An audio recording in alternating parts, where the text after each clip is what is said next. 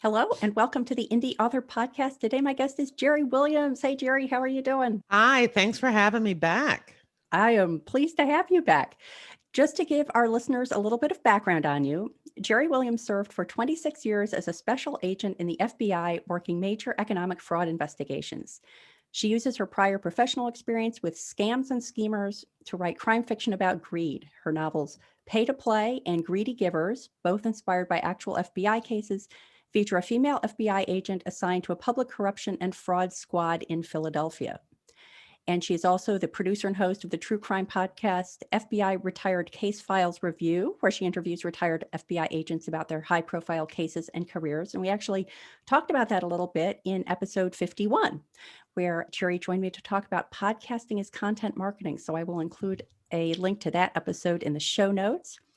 And she is also the author of the nonfiction book, FBI Myths and Misconceptions. And that is going to be our topic today. Jerri, when you were on the podcast the first time, I think a lot of people were surprised that this wasn't the topic then, because this is what you're most known for among the writer community, is talking about FBI myths and misconceptions. So we're going to be hitting that today. The first thing I wanted to ask, because there's quite a bit of FBI activity in books and movies and TV these days, I wanted to ask, what is your favorite depiction of the FBI in books, movies, or TV these days? Well, I think it would be really surprising for some people to hear that I loved Mindhunter. I really thought they did an excellent job. I'm not usually into the serial killer genre because it's so different than what the reality is of how FBI profilers investigate or consult on a serial killer investigation. So I'm not usually into those because it's hard to watch and not be taken out of the story when you know how it really works. But Mindhunter really did a great job. And I have to boast and say that I just got the opportunity to interview John Douglas, who is the legendary FBI criminal profiler. And we had a wonderful conversation. But I always loved Mindhunter, even if he hadn't come on the show a couple of weeks ago. I still really enjoyed that show. There was another one called The Looming Tower, and I think it was on Hula. And it was a series that was so well done. They had some exaggerations about firefights and gunfights in the street, which really didn't happen. But otherwise, the relationships between the agents and management and the CIA were really excellently portrayed. And then one more is a movie and a book called The Informant. Now, the book was by a New York Times bestselling author and journalist, Kirk Eichenwald, and it became a movie called The Informant that had Matt Damon in it. The movie was just really strange, but again, both the book and the movie, I think, really portrayed the way investigations are done. So those are some of my favorites. For all three of those, I was able to get the case agents who investigated those cases on the podcast and had an opportunity to talk to them about filming and what it was like to have their cases portrayed into a movie or TV show or a book. That would be extra interesting because I think that even at the end of our conversation, we're not going to be able to hit all the ways that people get it right and get it wrong for the FBI, but it will be interesting to watch those TV and movies and then listen to the interviews and find out a little more backstory about how those came to be on the screen. Yeah. And I guess one of the things as we start talking about the subject that I should say is that whenever you're looking at a TV show or a movie or even a fictionalized version of a real FBI investigation or a law enforcement investigation, if we want to keep it more general, you've got to always remember if they have the words based on a true story, then there are going to be so many creative compromises and changes and embellishments that are made. So you should never watch a TV show, a movie, or read a fictionalized version of any type of investigation and think that you've got the true historical story, because you won't. That's another topic that I want to weave into our conversation. And you're a great guest because you both have the FBI experience, but you're a fiction author as well. And so for all these things, there's this balance between what would you put to make it completely realistic? And what will you do to make it completely engaging for the reader? And sometimes those are a little bit contradictory. There are two things I wanted to make sure we baked into our conversation. One is that idea of how do you hit that balance between complete realism and complete excitement? And also, how do these topics that we're going to be talking about apply beyond the FBI? Because I think everybody's going to enjoy hearing about the FBI, but there's only going to be a small percentage of listeners who are actually writing about the FBI. But many of them are going to be writing about other law enforcement agencies, local police departments, or the CIA, or sheriffs, or state troopers, or whatever. And so whenever there's an opportunity to generalize beyond the FBI to other law enforcement agencies, we want to make sure we seize the opportunity to do that. And I think that one thing that really is often a trope in stories about the FBI or any law enforcement agency are jurisdictional competition, or people feeling like, oh, you're moving into my territory, I don't want you here, and a lot of head banging and one-upsmanship. So based on your experience with the FBI, how much of that is true? How much of it is not true? I think the majority of it is not true. There are clear lines of jurisdiction between, federal law enforcement and local law enforcement. And the FBI does not have a hierarchical rating above any police department, and those police departments are not subordinate to the FBI. And I think that's one thing that we need to really get clear, that if there was a crime scene and the police were handling it, the FBI can't just walk in and flash their badges and walk into the crime scene. That conversation about whose jurisdiction this is and who's going to handle it will be made at a higher level. And when that decision's made, then you'll see the FBI coming in and see the FBI taking over the case. An example would be in Las Vegas, where they had the mass shooting, at the Country Western. Both agencies really worked on that closely together because it was not an FBI jurisdiction unless they could determine that there was some type of connection to terrorism, domestic terrorism, international terrorism. Just because there's a mass shooting does not necessarily make it an FBI jurisdiction. But the two agencies, and in any case of a mass shooting, will work together so that they're all at the same level. They have the same knowledge of what's going on. They're following the same guidelines and rules for search warrants and arrest warrants, and they're going out on interviews together. So at some point where it is decided, okay, this is going to be a state matter, and we're going to investigate it statewide, the FBI agents who participated will still testify. There needs to be testimony at the court level.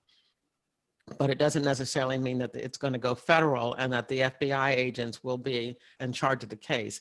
And so those are things that are made at a higher level, chief of police and special agent in charge, deciding on how these things are going to be handled. And then everybody works on them together. And a lot of times I see TV shows and books where it is a local murder and you see the FBI walking in. And that really throws me out of the storyline because I'm yelling at the TV set, where's the jurisdiction? Why is the FBI there? Because in those type of situations, there's got to be a federal jurisdiction. There's got to be something that brings it to the level of the FBI.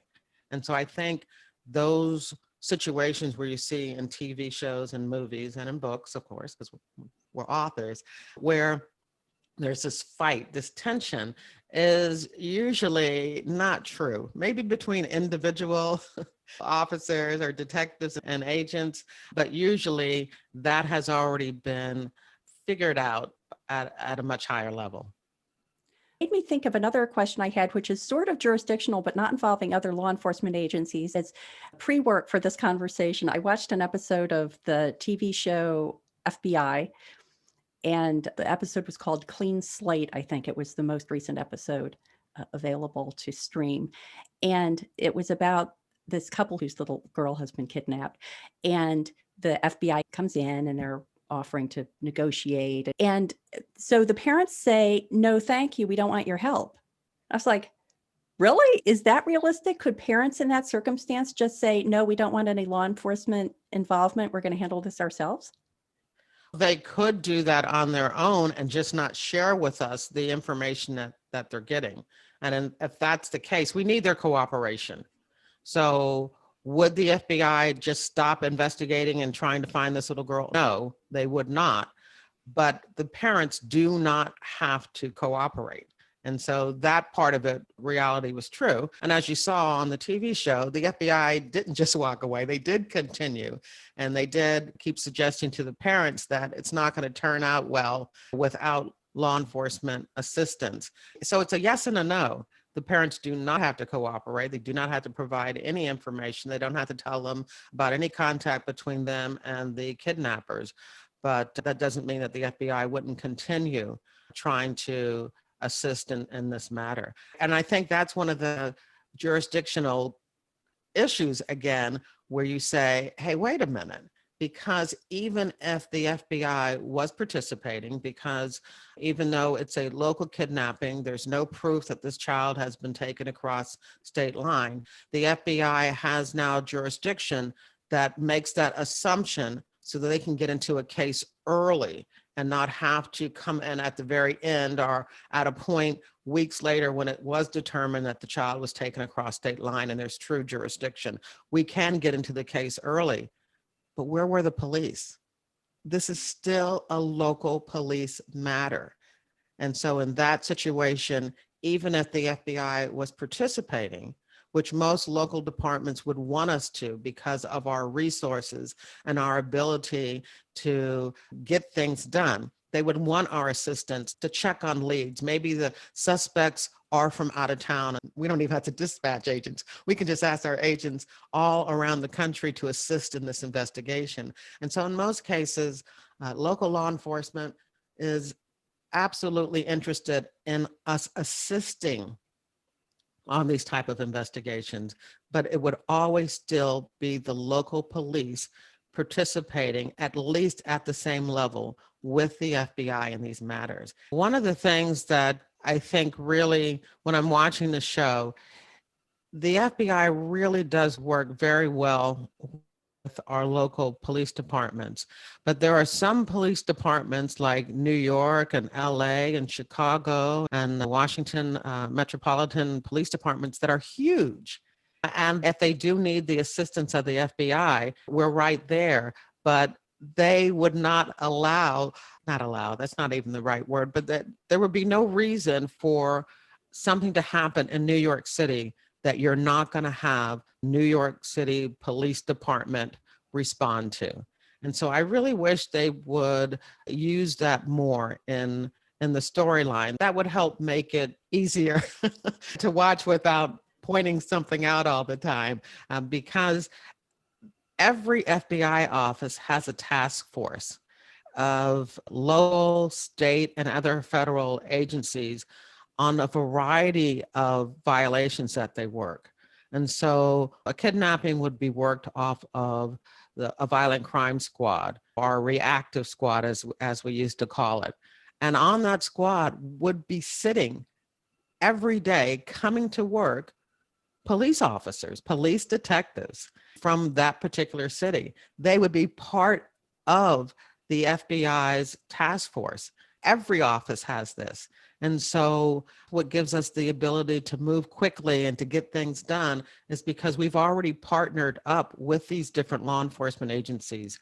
And so there would always be somebody from the police department or from the state police working on these cases with us. We know them. We work with them on a daily basis.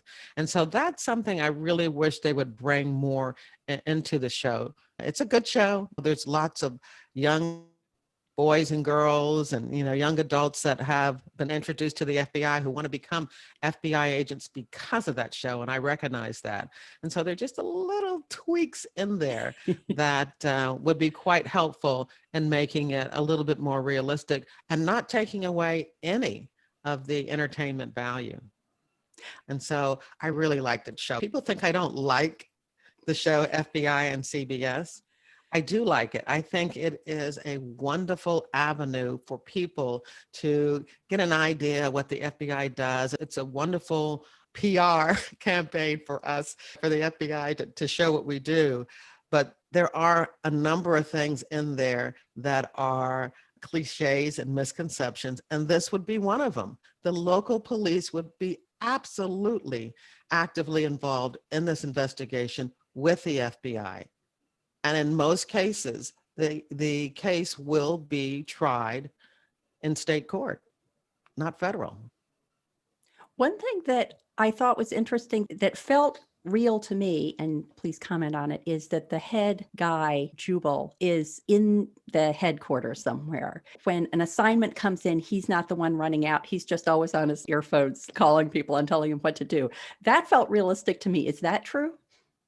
Yes and no. Usually an ASAC or a special agent in charge, because you have the special agent in charge, is not that actively involved in the investigation.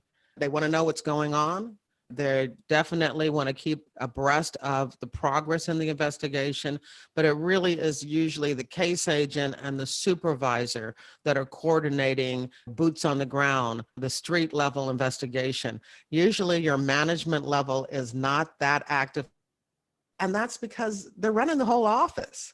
The FBI is involved in so many violations of federal law. We've got organized crime, we've got drugs, we've got crimes against children, we've got white collar crime, we've got corruption. There's so many things going on in the office.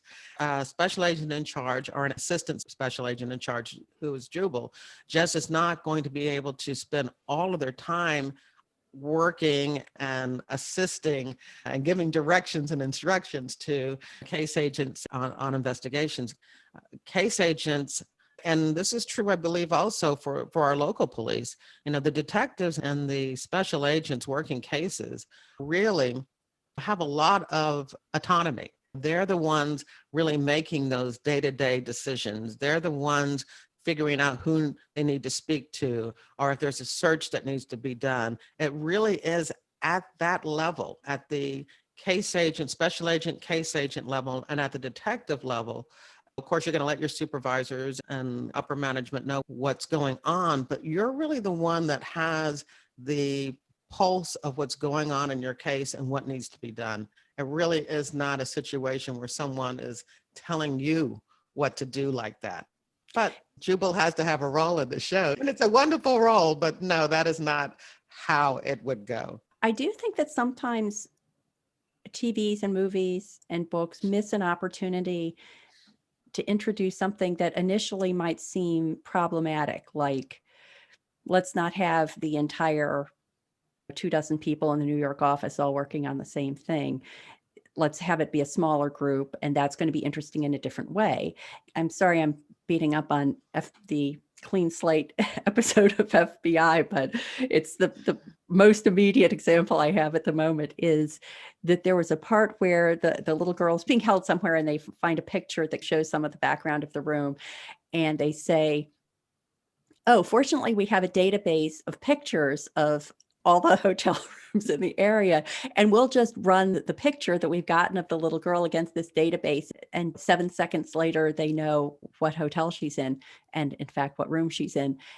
Even if that's realistic, that could have been so much more suspenseful because it kind of felt lazy. If all you have to do is push a button and you know where she is. Yeah, it is true.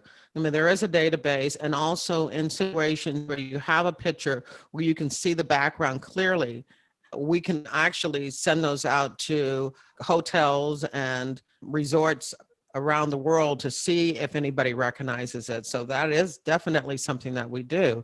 But again, it's legwork. It's hard pounding legwork and leads being sent out and contacts being made.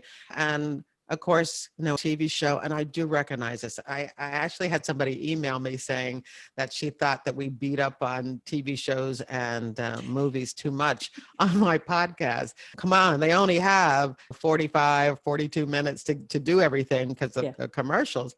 And I don't want it to seem like that at all. I recognize, and this is something that we probably should have said at the beginning, the most important thing for a writer, for an author, is the story. So we've got people writing fantasy, we've got people writing science fiction. It's okay if you're writing a crime novel if you want to use your imagination. And if that's what you think you need to do to get your story out, to write your story. I'm just saying to you that somebody who is knowledgeable about how law enforcement works isn't going to read your story, isn't going to enjoy your story. But it's okay if you want to write whatever you want to write. But just know that if it's somebody who's knowledgeable, they're going to catch it and it's going to take them right out of your scene.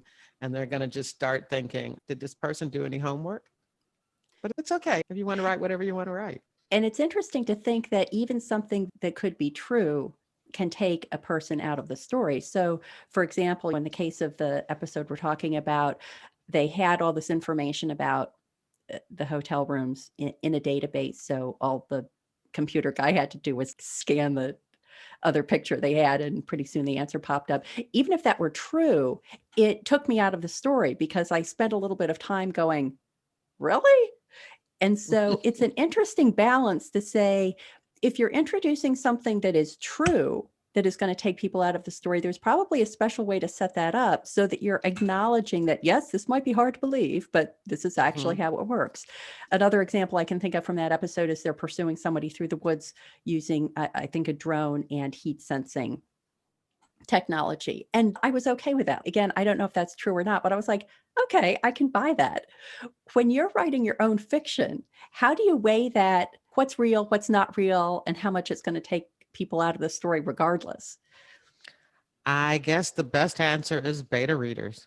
You think it's good, but if you have somebody read it and they question it, even if it's true, like you said, and they question it, then you have to decide, is having this in here that important? If it is going to take people out, if all of a sudden they're going to read it and they're going to say, oh, is that true? Does that really happen? And then start Googling it in the middle of reading your story, then you may not want to put it in there if you don't have enough time to explain.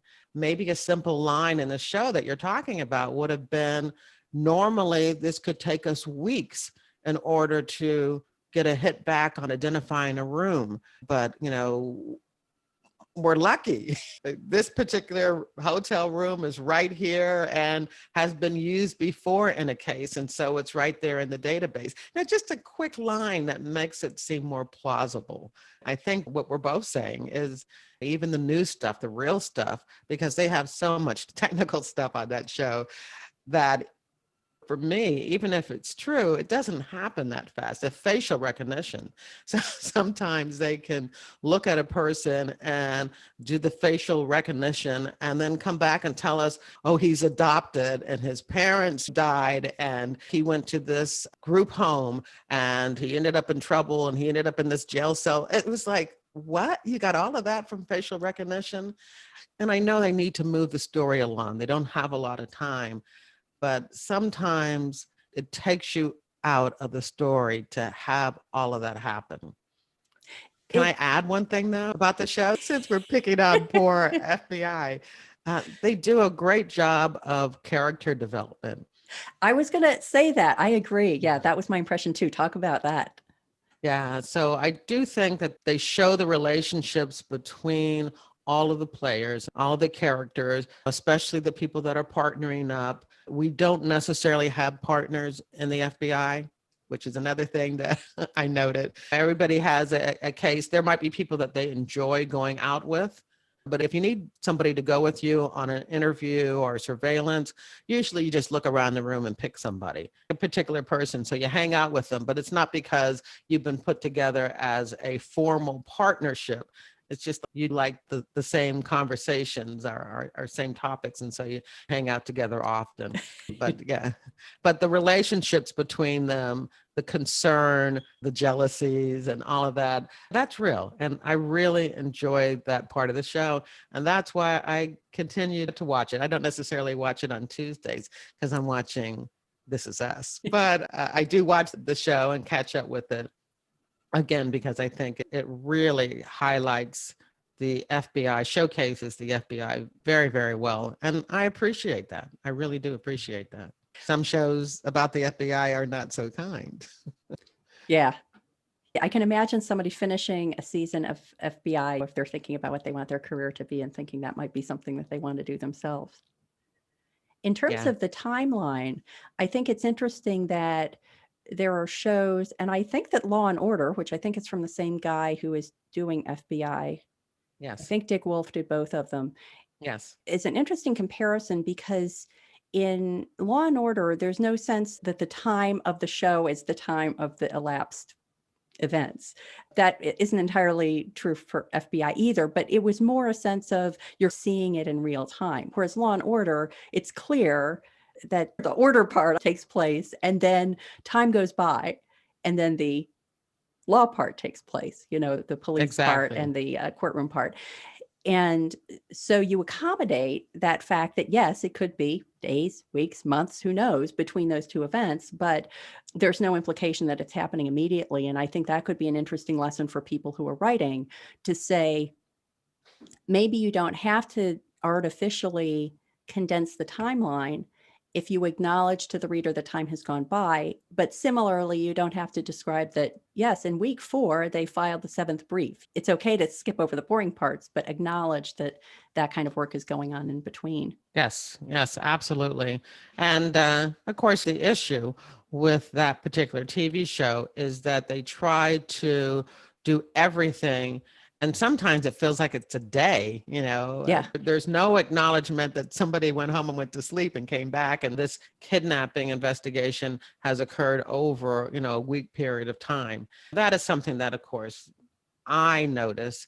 I'm not sure if the less educated or sophisticated law enforcement viewer notices, but it certainly is something that would be helpful. That she's been gone now for 3 days. What are you doing about it? Or something like that, that helps us see that this is not something that was done in 24 hours. I wanted to move to a more general question, and that is for people who are writing fiction, or I suppose nonfiction that involves law enforcement, whether that's FBI or otherwise. Let's start with the FBI.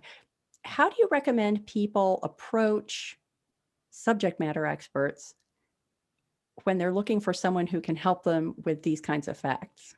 Or what other resources are out there that they should be taking advantage of? Of course, I'm going to plug my episodes because one of the reasons that I started the podcast was to educate other writers about how an FBI investigation is really handled. My purpose statement is I'm on a mission to show you who the FBI is and what the FBI does. And so, of course, I would say listen to the agents, listen to them talk about how this particular case is. And I have 223 episodes.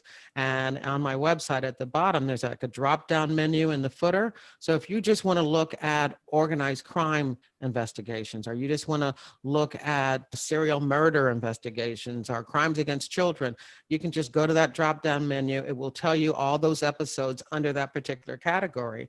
And I say, listen to them so you can hear from case agents who've worked these cases, how it goes. You might even get some really good story ideas. But in addition to that, see if you know any FBI agents. And maybe they go to your church, or maybe somebody that you went to college with, their parent was an FBI agent. So try to find a connection. I would love to be able to answer emails from everyone, but I'm so busy right now. If I do get an email, I do my very best to give a quick answer and send them my advice, or maybe tell them an episode that they should listen to. But I think the most important thing is to understand that if you're getting all your information about what it's like to work in law enforcement, to be an FBI agent or a police detective from TV or movies or other books, that you're probably not getting the most accurate information.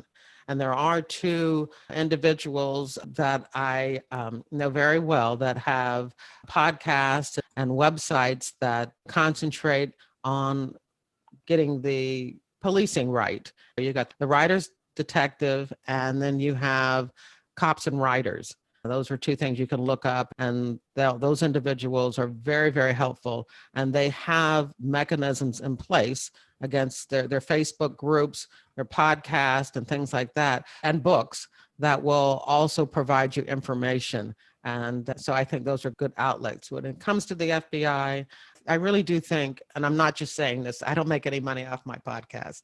I really think that's a good way for you to really get a good understanding of how a particular type of investigation is handled. Every now and then, if you have a question, you can send me an email. I'll get back to you as soon as I can. It might be a week or so, but I would suggest that if you can find an FBI agent or a retired agent that you can talk to, that'd be great too.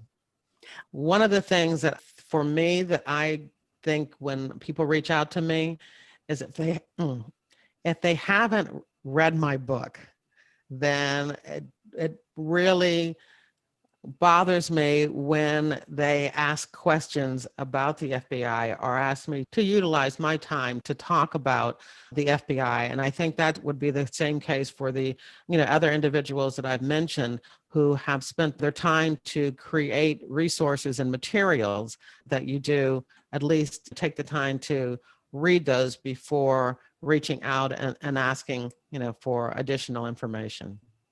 That's a great point. And another episode that I will link to that also gives useful information about asking for subject matter expertise is Chris Grawl talked about mistakes writers make about firearms and how to avoid them. And his piece of advice was give the subject matter expert the context, so you don't go through this painful series of emails saying, what kind of gun would this person use? How about this? Okay, but could they use that underwater? Right. So it's a No, whole I email didn't realize that stream of underwater was. questions. Once you've gotten the permission to ask the question, then frame it up in a beefy way. And please don't ask one of us to read your book. Just tell us exactly what you're trying to get across, and then we'll help you with that. But, most of us have too many people contacting us to be able to actually read your book or read your chapter. We'll do our very best to answer any specific questions that you have. I really like the idea of using social media and, for example, going to LinkedIn and maybe plugging in FBI and then whatever your alma mater is to find those common connections that you might not even realize are out there. I also found the fourth Ann Kinnear book, which I'm just getting ready to send to the editor now. I had a couple of circumstances. One, I needed someone who had fire investigation experience. And I went to Facebook and I typed in writer fire investigation. And there was a page that was devoted solely to experienced firefighters who were willing to answer questions from writers about fire investigations and firefighting and fire suppression and all things fire. And then the other thing that I thought was very interesting is the other sort of law enforcement aspect I had to research for Ann Kinnear for was jurisdictional division between a local police department and the National Park Service, if there was some overlap in what they were investigating. And so I went to the website of the police department that would be in charge of the area where this crime takes place. And I could find the police chief's email. I sent him off an email saying, I'm hoping I can talk to somebody about this. Within an hour, he had gotten back to me, and it was a question about dispatching officers to respond to a 911 call. He had put me in touch with one of his dispatchers. We exchanged this really nice email thread. And then I tried to get in touch with somebody at the National Park Service. Crickets. So I think what I'm going to do is go to LinkedIn, put in my alma mater, and put in National Park Service and see who I can find. Service. Yeah, make those connections. Yeah, because there are connections that you probably have that you don't even know that would help you get those kinds of facts right. Yeah, and I do think that police officers and detectives and FBI agents are more than willing to help. We really want to make sure, if we can, that you get it right. And one of the reasons that I say that is expectations of the public. So it's not just that I want you to have a great story, but the public is reading your story. They're watching these TV shows and televisions. And so they have a perception of law enforcement that may not necessarily be true. And they're not happy. They see on TV where a police officer barges into someone's home and starts berating them. And so that's how they feel. They feel that tension and that outrage. How dare you just walk into somebody's house and use coercion to get your information? And of course, the reality is that doesn't occur. Oh, it could occur. It could occur, but that evidence is not going to be able to be used. It is a violation. You don't have a search warrant. You don't have an arrest warrant. You don't have consent. You cannot use threats in order to obtain information from somebody. But if that's what you see all the time, then that's what you truly believe is the way that it's done. And so it's also an issue of getting it right because it means something. It really matters when somebody interacts with a police officer, a police detective, an FBI agent, and they think that what they saw on TV is how it happens, then they're going to be less apt to cooperate, to feel that they're being protected, to feel that this is being done in the right way. And I think that's why it's so important, if you can, be able to try to get your stories as authentic as you can, but still make sure that they're entertaining and interesting. Great. Well, Jerri, thank you so much. This has been so interesting. Please let the listeners know where they can find out more about you, your books, your podcast, and all things Jerri Williams online. Yes, the best place is my website, jerriwilliams.com. And there you'll be able to see my books.